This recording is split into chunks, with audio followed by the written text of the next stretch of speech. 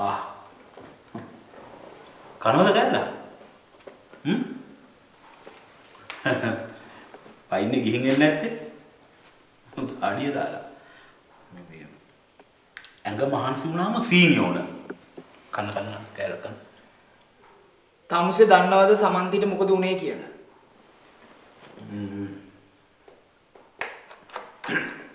සමන්ති මලානේ. මේක විහිළු කරන වෙලාවක් නෙමෙයි යෝයි. ඉතින් නිමන්තමනේ කිව්වේ ළමයා මැරුණා කියලා. ඔව්. හැබැයි ඒක උඹලගේ බොරුවේම කෑල්ල. තහවුරු කරගත්තද හරියටම? ඔව්. මම හැරුවා. හැබැයි ඒක නිකම්ම බැඳපු සෝනක්. තමුසේ මේ සීරම දැනගෙන හිටියා ඩොක්ටර්. එක වෙලාවකට මට හිතෙනවා මේ හැමදේම තමුසේගේ ප්ලෑන් එකක් කියලා. තමුසේ පිස්සු වැදුණු ගෑණියෙක්ට ආදරය කරපු නිසායි මම තමුසේ විශ්වාස කරේ. එහෙම ආදරය කරපු තමුසේ කොහොමද මට මෙහෙම කරේ? නිමන්ත මං ඉස්කෝලේ යන කාලේ යාළුවෙන් ආපු ගෑනු ළමයි පිස්සුවෙන් වගේ ආදරය කරන්න පුළුවන් නම් විතරයි හා කියන්නේ කියලා කිව්වා. ඊට පස්සේ මං කැම්පස් යන කාලේ අමාරුවෙන් යාළු වෙච්ච ගෑනු ළමයි දෙන්නම පිස්සියන්ට වගේ ආදරය කරන්න ඉඩ දෙන්න කිව්වා. ඒ වුණත් නිමන්ත ඒ කාලේ මගේ ඔළුවේ වැඩ කරේ මගේ විෂයට අදාළ කාරණාවල්ම විතරයි. ඊට පස්සේ උම්මාව දාලා යන්න ගියා. හැබැයි අර මේ පිස්සුවෙන් වගේ ආදරය කරනවා කියන කතාව මගේ ඔළුවේ වැඩ කරන්න පටන් ගත්තා. ඒක නිසා මම පිස්සියෙක් කතාවද බැන්දා. හැබැයි නිමන්ත ඒ දාලා ගිය උන් ඉන්නව නේද?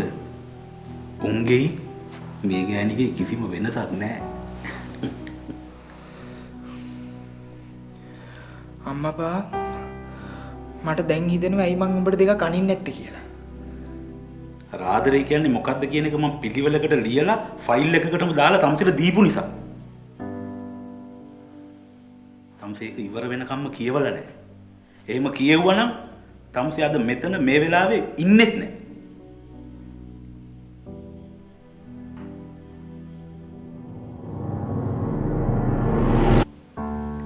ඒක ලිව්වේ ටට්‍යාන නෙමෙයි නිමන්ත. මම ඔය නෝට්ස් ටික මට දෙන්න. අකුරු ටට්‍යාන වැදගත් වෙන්නේ. ටට්‍යානට පිස්සු නැහැ කියලා දැන් තම්සේ දන්නවනේ.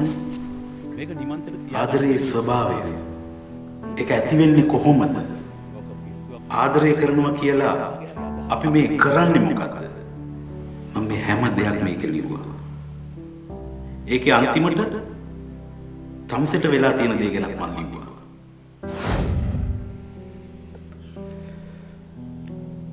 වෙලා තියෙන දේ ගැන ලිව්වා කිව්වේ. සමන්ති කියන්නේ බොරුවක් නෙමෙයි කියන එක ගැන. ඒක ලියන්න කියලා මට කිව්වේ මිස්ටර් උයන්ගොඩ.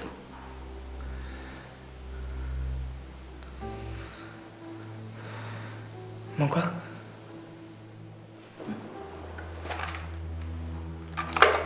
බොන්දි කෑල්ලක් කන්න.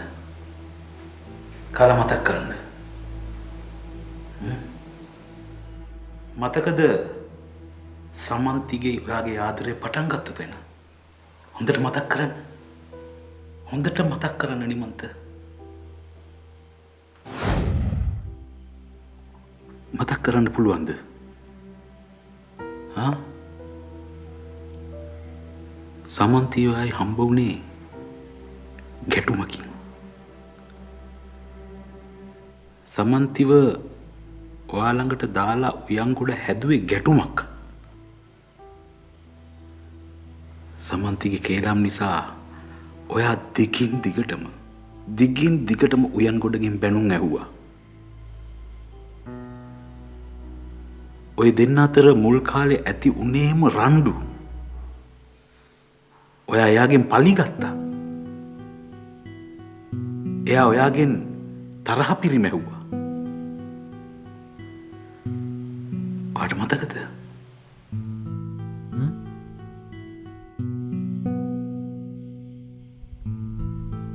ඉවරයක් නැති එකට එක කිරීම, ඉවරයක් නැති රණ්ඩු, ඉවරයක් නැති ජයග්‍රහණ, ඒ වගේම ඉවරයක් නැති පරාජයන්. මතකද? එහෙමයි අත්තිවාරම වැටෙන ඔයාලගේ ආදර කතාවට.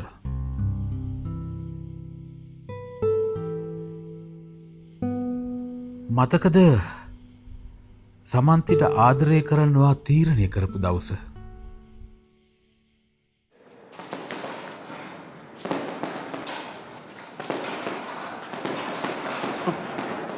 ඇනිමල්ද ඔය ඇත්තටම ප්‍රැක්ටිස් කරනවද? එහෙම නැත්නම් අර කෙල්ලත් එක්ක තියෙන තරහට උකට ගහනවද? ගමේ කියන නිසා මං හිතුවේ ඒක අහිංසක ඇති කියලා බං. බලන් යද්දී මෙහි උන්ට අපා.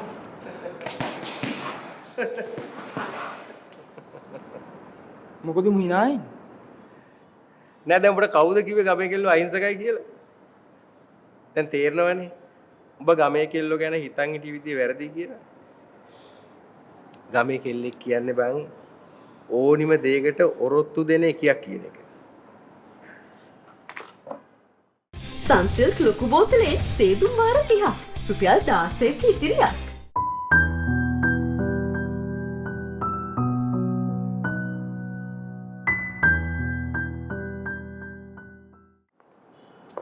හැබැයි නිමන්ත ඔය ගමේ කෙල්ලෝ නගරයට ආවානුත් එහෙමම තමයි. ඔය කඩ කතා කරලා පොස්ට් එකේ ඉන්න ගොඩක් ලලනාව ගමින් ආපු කෙල්ලෝ තමයි බං. ඒක වෙනම් කන්ට්‍රෝල් කරගන්න විදියක් ඇත්තටම නෑ මචං. අපි රෙඩි කින්දල මාර පරිප්පුවම් වල සෙට් කරලා. ඔය කන්ට්‍රෝල් කරගන්න බැරි ගොඩක් අය කන්ට්‍රෝල් කරගන්න ක්‍රමයක් තියෙනවා බං. මොකද ආදරෙන් ඔය කන්ට්‍රෝල් කරගන්න බැරි ගොඩක් කෙල්ලෝ ආදරෙ ඉස්සරහා කන්ට්‍රෝල් කරගන්න පුළුවන්. ඒ පිස්සු හොන්තුවට ලව් කරන්න හිතනවද බං? දැන් කවුද කිව්වේ ඒකට ලව් කරන්න කියලා? අම් ඔබට කිව්වේ ඒකව නම්ම ගන්න ක්‍රමයක්. ඒත් ඉතින් හැබැයි ඒකට කොල්ලෙක් ඉන්නවා නම් ඒක කරගන්න එක ඉච්චර ලීසි වෙන්නේ නැහැ.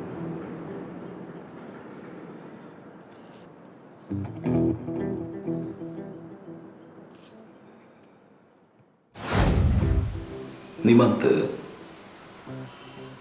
ඔයා සමන්තිට ආදරෙයි කියලා කිව්වේ ඇත්තටම සමන්ති ගැන ආදරෙයි කියලා නෙමෙයි. එහෙම නේද? ඒත් පස්සේ මං යාට ඇත්තටම ආදරේ කළා. ඒත් වැදගත් වෙන්නේ ඒ ආරම්භය ලබාගත්තු තැන. සමන්තිට බොරුවට හරි ආදරය කරන්න කියලා කියන සිතුවිල්ල ඔයාගේ ඇඟ ඇතුළට දැම්මේ සෙනෙස්.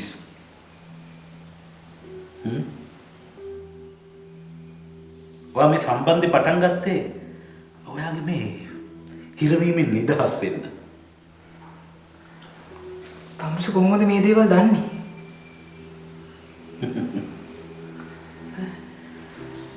මිස්ටර් වියංගොඩගෙන් තමයි.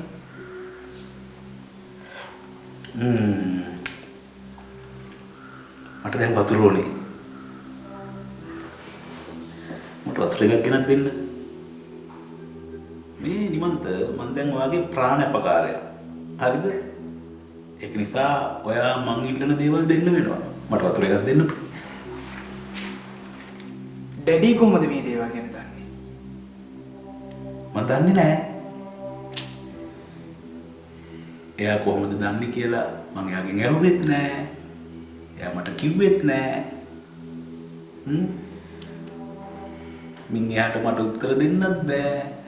මට වතුරත් නැහැ. මට වතුර එකක් දෙන්න. මට වතුර එකක් ගෙනත් දෙන්න. මට වතුර එකක් දෙන්න.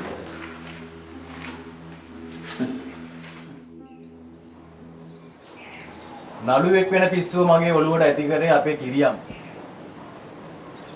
එයා ගාමිණී ෆොන්සේකා මහත්තයාට වහ වැටලා හිටියේ. අපේ කිරියත්ත කියනවා එයාගේ රැවුල ගාමිණී ෆොන්සේකා මහත්තයාගේ වගේ හින්දලු එයාට කැමති වුණා. ඒ කියන්නේ ආ පොඩි කාලේ ඉඳලම කරලා තියෙන අනික් මිනිස්සුන්ගේ ආශාවන් ඉෂ්ට කරන එක.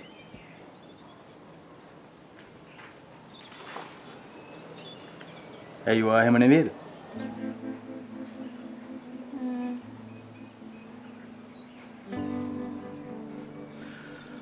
මන්නම් කියන්නේ මදාරා. කැමැත්ත කියන්නේම අනිත් අය අපේ හිතේ ඇති කරන දේවල්. මම ඒක ඉගෙන ගත්තේ වර්ක්ෂොප් එකකදී. අවුරුදු 6 දී අපේ මනසට වදින දේවල් ලොකු වුණාම කැමැත්ත විදිහට තෝරගන්න. ඒ අනුන්ගේ ඇස් වලින් ලෝකෙ දකින මිනිසුන්ටනේ. මම ලෝකෙ දකින්නේ මගේ ඇස් වලින්.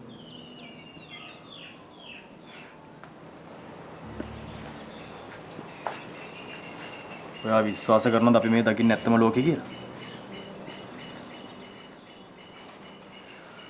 මම නම් හිතන්නේ අපි මේ දකින්නේ අනිත් අය හදපු රූප. හරි හරි දැන් ඇද්දම් ඇති. ඔයාට කොහොමද බොස්ව හම්බුනේ?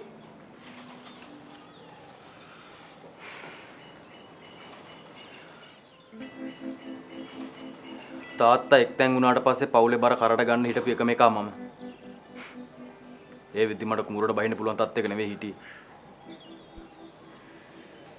ගම අරණගංවිල කියන්න බැරි තරමට මං කොළඹට හුරු වෙලා හිටියේ. ඒ වගේ කාලෙක තමයි බොස්ව හම්බුනේ. මං අහන්නේ කොහොමද? මං රස්සාවකට ඉන්න ගියා බොස් ළඟට. මට යවුණ සම්මාන වලදී සම්මානයක් හම්බුන දවසේ. ඒකේ සර්ටිෆිකේට් එක දැකලා බොස් කිව්වා එයාව හම්බෙන්න එන්න කියලා.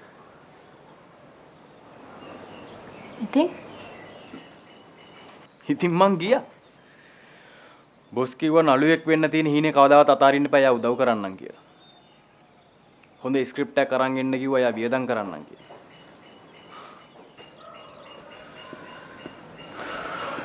ඒත් මට ඒ වෙලාවේ නිකමටත් හිතුන්නේ නැහැ මාව උගලක පටලවනවා කියලා. මං එක එක රයිටර්ස්ලාට කියලා ස්ක්‍රිප්ට් ලියාගෙන ගියා. කතන්දර හදාගෙන ගියා. මොකක් හරි හේතුවක් කියලා ඔක්කොම රිජෙක්ට් කරා. අන්තිමට දන්නේම නැතුව බොස්ගේ උමනාවට රඟපාන්න උනා.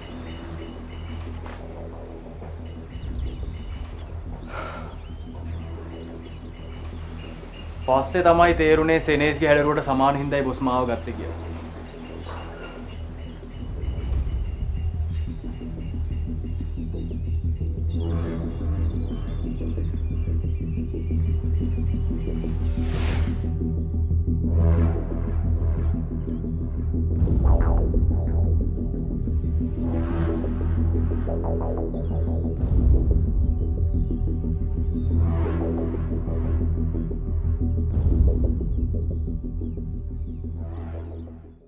අක්කේ අලුත් යාළුවා නව ලයිෆ් බොයි හෑන්ඩ් සැනිටයිසර් හොඳම ආරක්ෂාව අතේ තියෙන ගානට.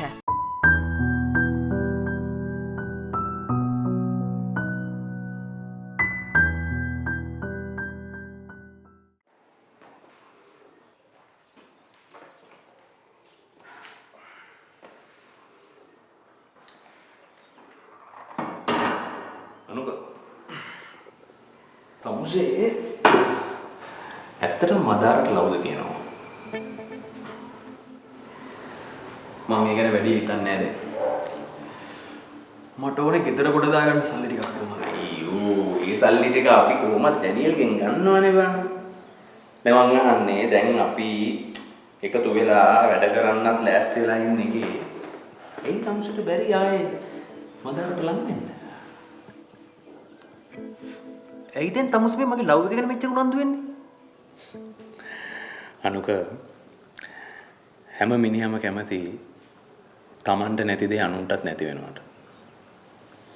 හැබැයි මම කැමති මට නැති දේ තවත් කෙනෙක්ට තියෙනවට.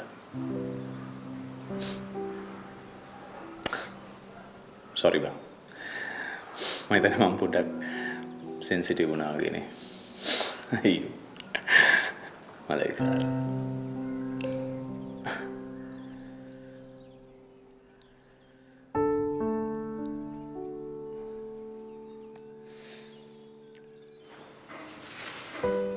නිරාශ මේකට සම්බන්ධුනේ කොහොමද?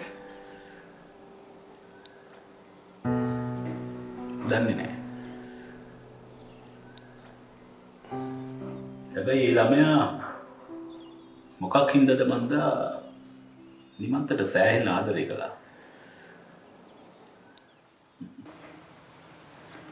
ඔය නිමන්ත මේ ඉන්න දවස්වල බලන්න දෙන්න කියා සැරයක් ඇවිල්ලා කංකෙන්දිරි ගෑවා. තමුසේ මොනතරම් පාහරයක් වුණත් තමුසේ ඩැඩීගෙන් ගත්ත සල්ලි වලට තාමත් වැඩ කරනවා කියලා මට පේනවා. thank you නිමන්ත.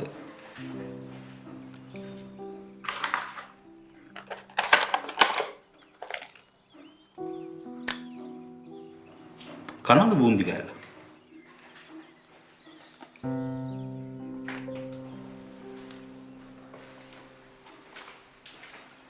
ඔය යනවාද නිමන්ත? මොනවද මිනිහෝ කරන්නේ? හා? බලන්න අර YouTube එකට කියලා වැටලා තියෙන කමෙන්ට් එක මොනවද කියලා? ඈ? මොකද කියලා අහන්නේ? අර මහා විශ්ව ශක්තියෙන් නාරද සාමිට සිදු කළ හෙලිදරව්ව කියන එක. තමසලා පඬිත වැඩි යෝයි. පඬිත වැඩි. මොකද? තමසලා පේන්නේ නැද්ද මං කෝල් එකකින් ඉන්නේ කියලා? ස්වාමි මේ ඩැනියල් යුවන්ගොඩ කියලා කෙනෙක් ඇවිත් ඉන්නවා හම්බෙන්න. ඒ මහත්තයාට විනාඩි 10ක් ඉන්න කියනවා. බොහොම වැදගත් විදියට තේරුණාද?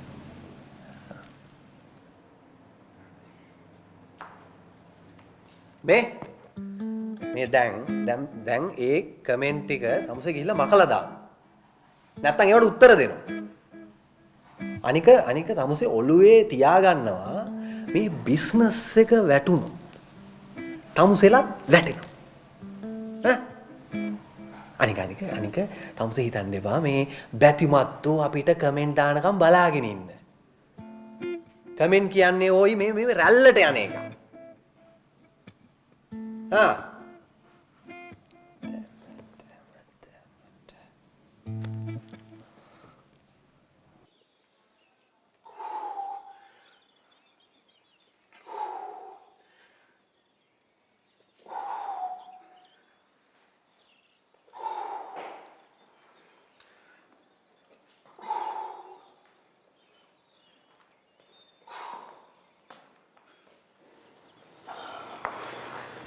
සිඩ්නි මට හිතෙනවා ඇසේ තමුසේ ඩැනියෙල් ළඟ ඉන්න ඕනේ කියලා. ඇයි ඇලෙක්ස් හරි මදාර හරි කිව්වද මාව විශ්වාස කරන්න බෑ කියලා? අයියෝ දැන් උඹත් හිතන්නේ අපි අර අනුකයා වගේනේ බං. හා බොහොඳ රිටියනේ බං. මොකද එක සැරේ වුණේ? හේ බය හිතුණා. බය? මට බය හිතුණා නම් අනුකයාව තමුසෙට බාර දෙන්න කියලා මම මගේ උන්ට කියයිද? හා? අන්න සිඩ්නි උඹ මට ඕනේ තැනට ආවනේ. දැන් ඒකම නෙමෙයිද ඉස්සරහටත් වැඩ කරන්න හොඳම විදිය. මොකද මගේ ඇස් දෙකක් ඩැනියෙල් ළඟම තියෙන්න ඕනේ. ඒත් දැන් මට බොස් ළඟට යන්න විදියක් නැහැ.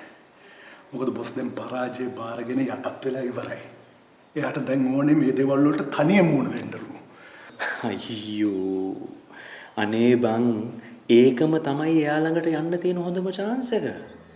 දැන් උඹ අවුරුදු කීයක්ද? අවුරුදු 18ක් ඌ ළඟනේ බං. එහෙම වුන් තමයි බොසා පයින් ගහලා එළියට දැම්මත් ආයේ දවස් දෙක තුනකින් ආපහු බොසා ළඟටම යන්නේ.